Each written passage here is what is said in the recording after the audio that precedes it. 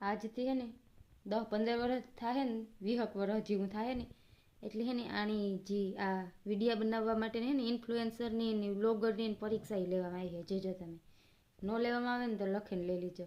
આજથી 50 વર્ષ પહેલાં આપણા બાપ દાદાની હે ને ઘેર નોકરી દેવા આવતા ઈનની તો તે ન લેતા કે ના ના ભાઈ ખેતી કરાય નોકરી કરે તો નોકર ગણાય. એને જે અટાણે આ હે ને જે મફતમાં થાય ને એ 10 વર્ષ પછી આને પરીક્ષા એ લેવા છે. અટાણે મફતમાં થાય તો આપણે કરવાનું કે ના ના ભાઈ વિડીયા બનાવી. કારણ કે નોકરી તો છે ને બધું એઆઈ ખાઈ જવાનું હોય બરાબર. માથું મશીનમાં નાખીએ ને તો એને ખબર પડી જાય કે આને કાં વાંધો હોય ને કાં દર્દ છે ને કાં દવા છે.